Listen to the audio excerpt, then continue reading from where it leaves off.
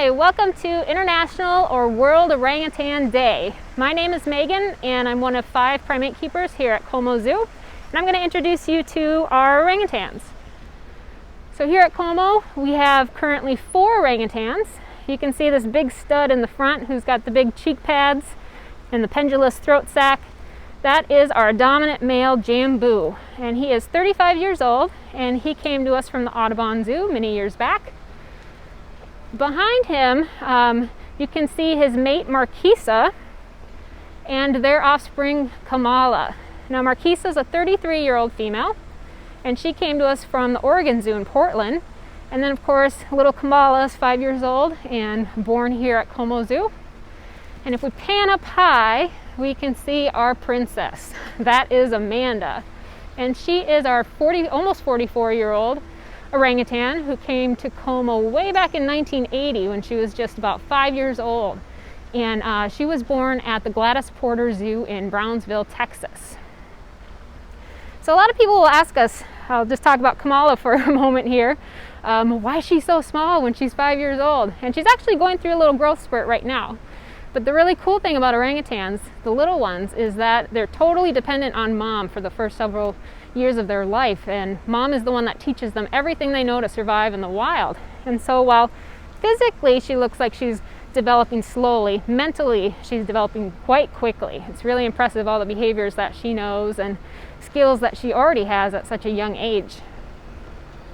Some cool things about orangutans that really sets them apart from the other great apes, which consists of gorillas, chimpanzees, and bonobos, is that obviously orangutans are red. That's a giveaway right there. But they're also the only great apes that are found outside of Africa. They are found specifically in Southeast Asia, on the islands of Borneo and Sumatra. Here at Como Zoo, we feature the Sumatran orangutans, and we have Amanda up there who's a little bit of both. In terms of some other things that are really unique about them, they are the largest arboreal mammal in the world. Arboreal means tree-dwelling. And in the rainforests and peat swamps in Borneo and Sumatra, they've adapted to life up in the trees. So if you get a good look, we'll see Amanda might be on the move right now. Their feet are almost like an extra set of hands. You can see how she wraps right around. And their arms are much longer than their legs, and that's because they depend so much more on their arms for locomoting.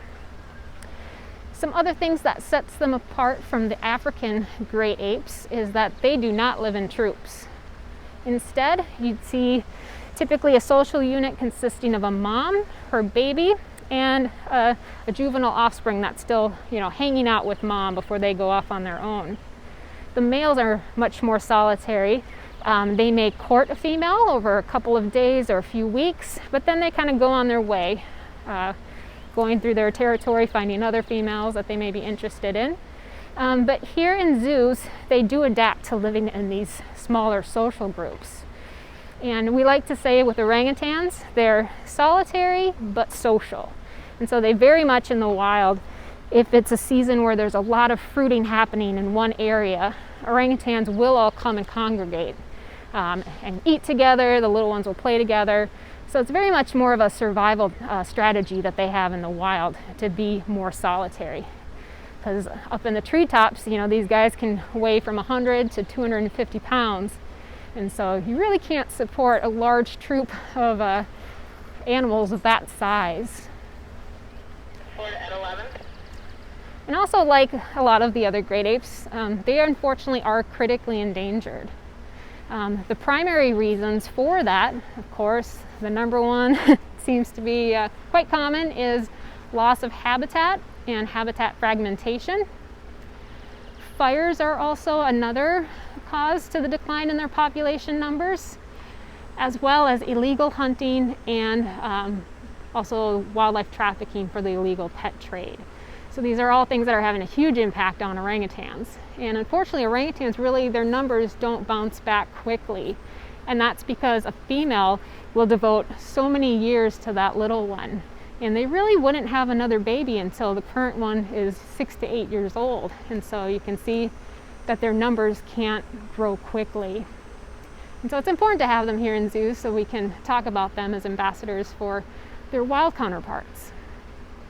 Now, some cool things that Como has been doing since 2010 is I've been fortunate enough to travel to Borneo and Sumatra. I've been able to work with other colleagues at some of the rescue centers. We've also worked with some of the zoos that are there, because there, of course, are zoos in Malaysia and Indonesia. We've worked with a number of NGOs. I've been able to be fortunate enough to go out into the wild and trek in the jungles and actually see wild orangutans. And I've also been able to visit actual plantations. The biggest kind of driving force for the economy over in a lot of Malaysia and Indonesia is palm oil. Palm oil is something that you'll find in almost the majority of our items in supermarkets. It's in a lot of processed foods, cosmetics, cleaning detergents, a lot of stuff that we use. It's a cheap oil, it's efficient, and also, but unfortunately it does come with a cost, and that is that it requires a lot of land, and it grows really well in tropical environments. So there is a big push for sustainably grown palm oil, because palm oil, again, it is important, not only for the economy in those countries, but again, it's also a really great efficient oil to use, unlike some of the others that could maybe replace that. So I've been able to, like I said, visit some of the plantations to really learn all the different sides to this conflict, because, you know, it's complex. And so there's always the goal of making it so that palm oil and orangutans can coexist together. And so we like to educate people about that issue. I've also had something happen that I never thought I would in my whole career, and that was in 2017. I was able to join an orangutan release trip where we traveled 22 hours out into a pristine protected rainforest, and we were able to release 5 orangutans that were rescued and rehabilitated. And it was a really amazing experience, because I never thought I'd actually be given the opportunity to open one of those cages. And so that was a fantastic moment in my career for sure. And since then, Como has become more involved in conservation in a different way. And that is through AZA's SAFE program. SAFE stands for Saving Animals from Extinction. And we talk a lot about conservation and education in zoos, and this program is a much more focused effort on specifically conservation of the wild populations, and in a way that it produces tangible, measurable results. And so Como was one of the 4 founding zoos for the Orangutan SAFE program, and I get to serve on the steering committee for that. And it's a really great program, and there's a number of other species that also have SAFE programs, like our gorillas here at Como Zoo. And some of the strategic objectives for SAFE, and specifically for orangutan SAFE, is that we are looking to support ways to fund research and actual field work, funding for other conservation purposes. Another strategic objective, of course, is working with all the stakeholders. That includes the companies that are over there, the different folks that work in the conservation realm and rescue and rehabilitation, and also, of course, communicating all these messages. So there's going to be a great push this week. You'll learn a lot about orangutans. And Como has actually been able to go on a few trips that involve one of the objectives of SAFE, and that is habitat restoration for orangutans. And there's a really great company, organization called Ape Malaysia. And like I said, I've been able to work with them multiple times, but now AZA SAFE is working with them in conjunction with the Kansas City Zoo's CREATE program. And so it's really all about getting out there and doing habitat restoration.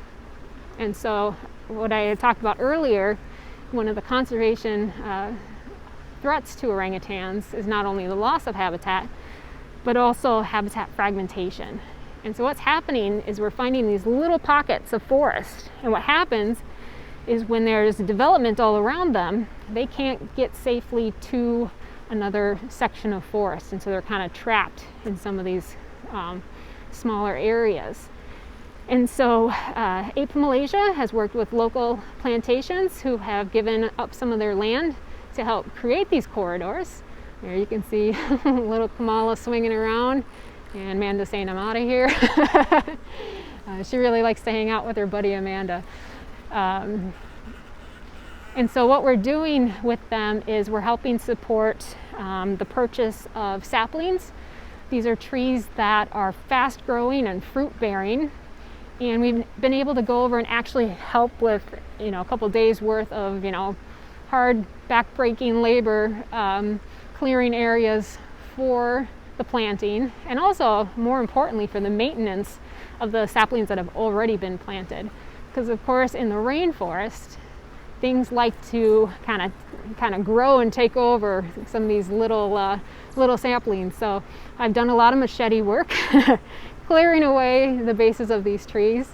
And it hasn't been just me. There's also been one of our educators here at Como Zoo that has also been able to go on one of these trips. And it's pretty spectacular. And it's not just for connecting forests for orangutans, but also a host of other species benefit, such as the Borneo pygmy elephant and sun bears, for example.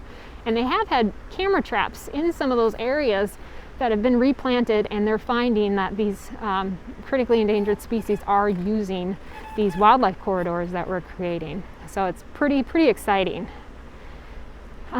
So I think I'm just going to kind of end this by letting you know that if you want to learn more about AZA's SAFE program and what we're doing for not just orangutans, but for a whole number of other species, you can go to aza.org and you can click on the SAFE species and learn all about it.